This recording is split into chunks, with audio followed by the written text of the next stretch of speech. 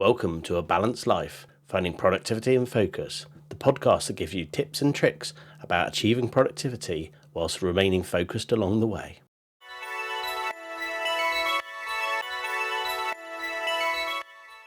So when I talk about being productive and focused, what do I actually mean?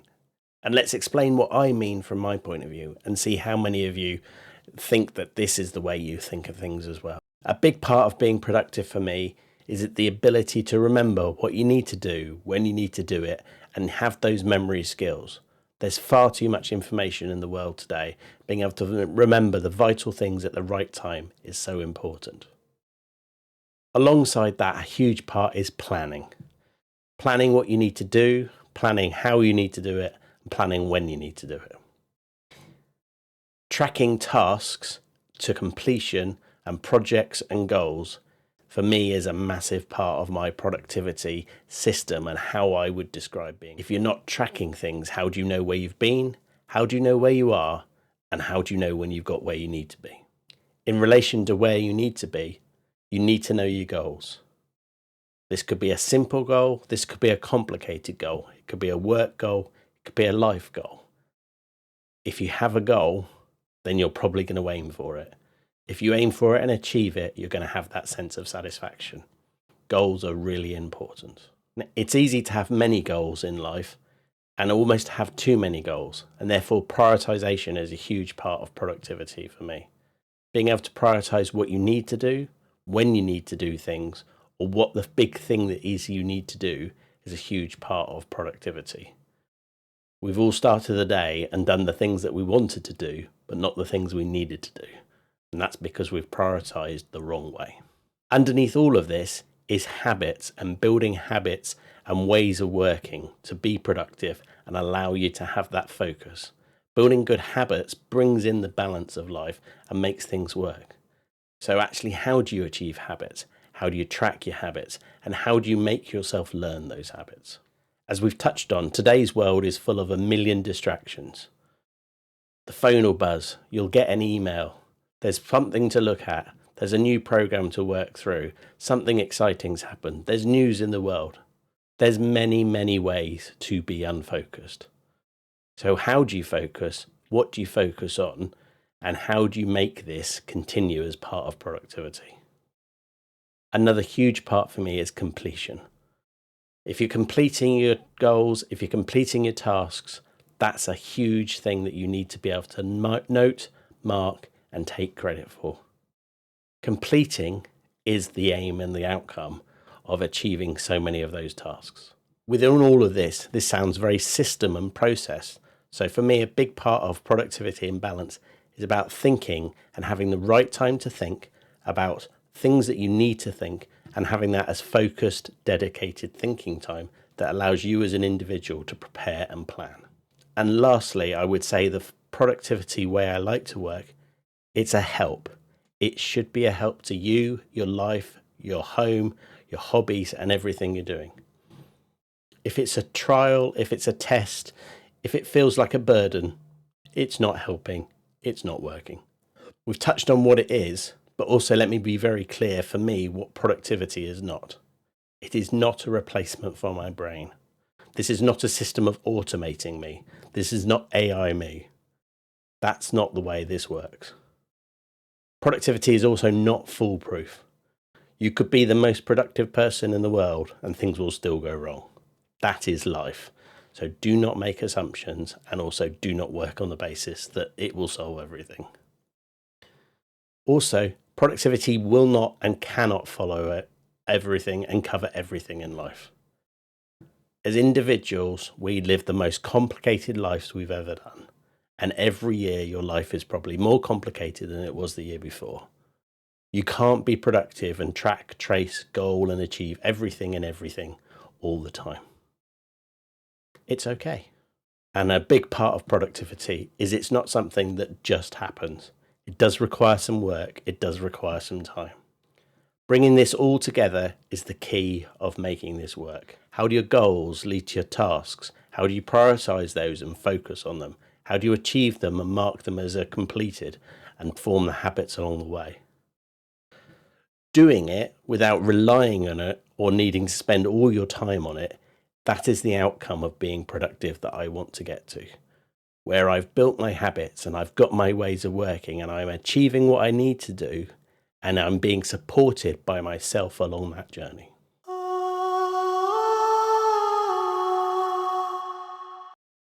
So a bit about me and why I can offer you some help along that journey, but you can also help me along that journey as well.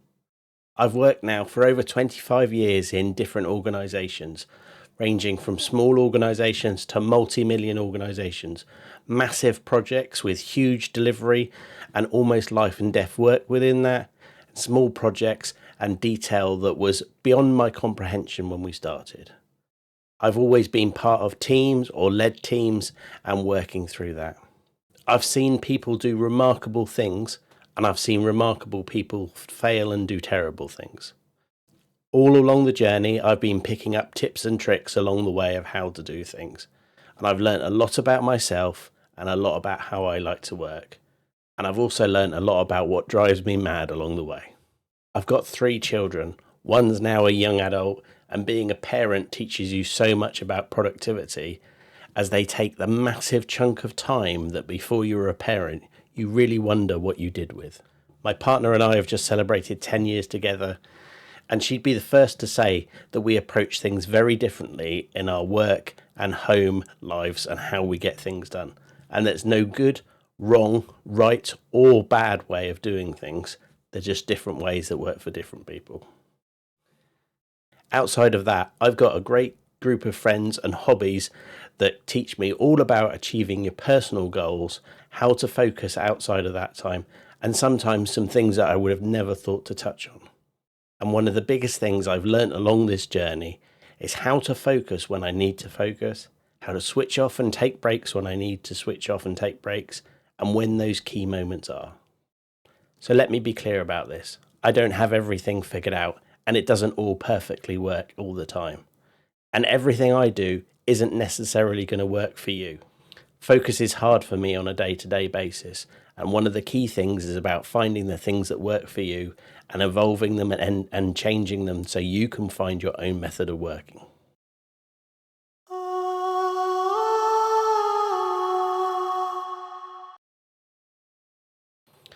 So let's talk more about goals and aims, and the tips and tricks and the pros and cons of having goals and aims.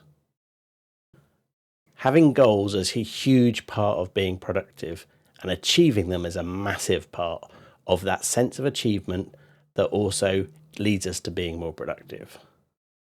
But goals and aims can be overbearing. Achieving our aims and goals is fabulous. Not achieving them can be the most demotivating thing in the world. So how should you start about setting goals? Firstly, I would say don't set too many. If you set more than 5 goals, you're probably setting too many. Focus on what you really need to be doing and not everything that you want to do in life in the next 10 years. Start with, what do I want to do or achieve over a period of time that you can define? And it's probably not the next couple of days. It's probably a few weeks, a month, or a few months. The first thing that comes to mind, write that down quickly. You'll generally find when you're setting goals, the first thing that comes to mind is the thing you really want.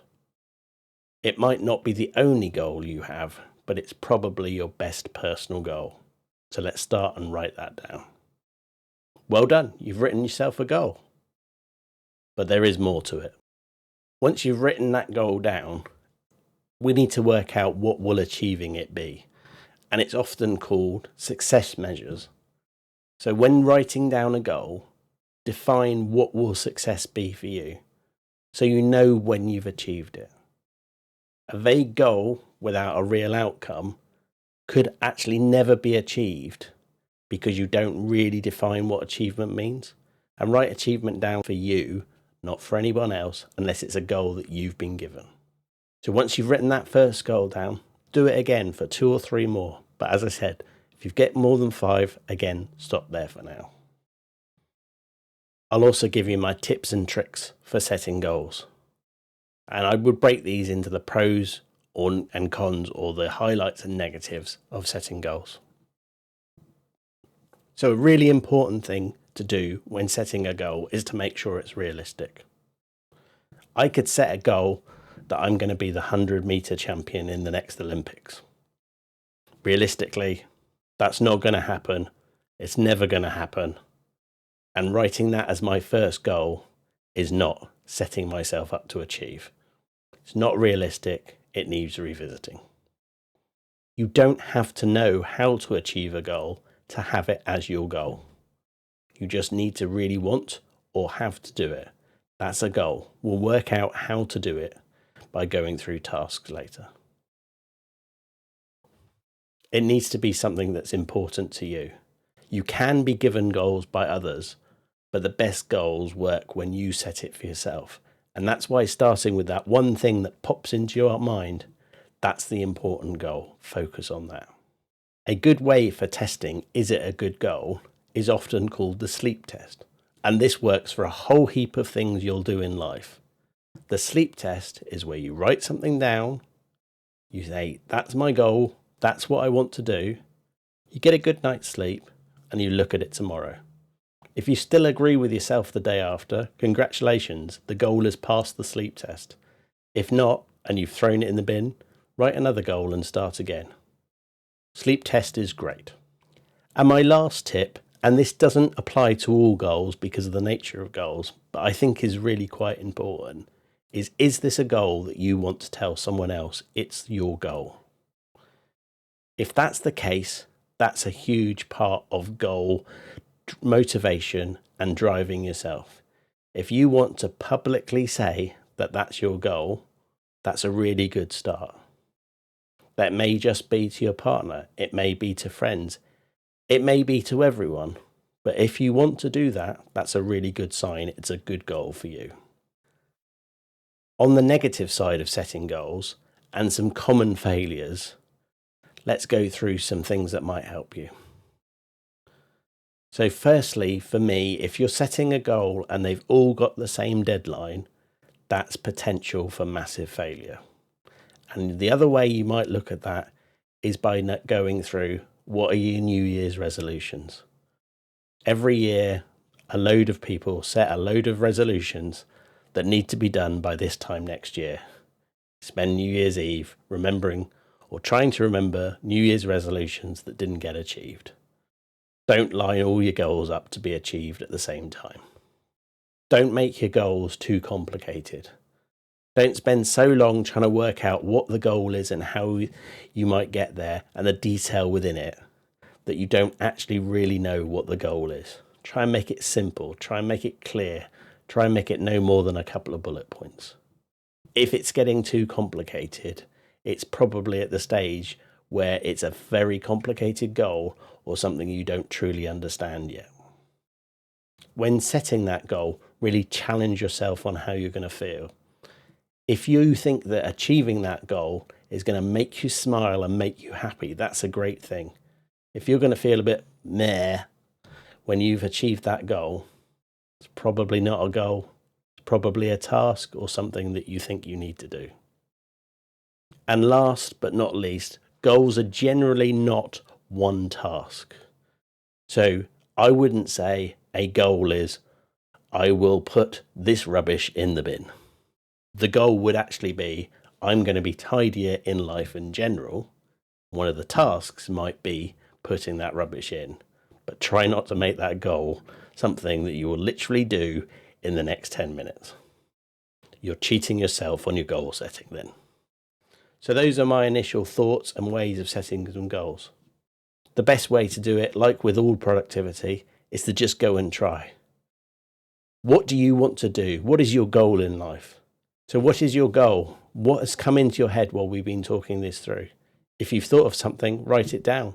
And congratulations, you've achieved productivity again by defining a goal. If you've got another couple, write them down. Well done. We can look at then at how to achieve those goals and what they will take. Look at task setting going into that. But if you started with a goal, congratulations. So thanks for joining me today and listening to more about how you might get a balanced life and achieve productivity and focus. Hopefully you've learned something, hopefully you've taken something away, and you may have even noted it down.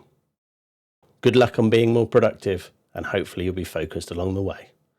See you next time.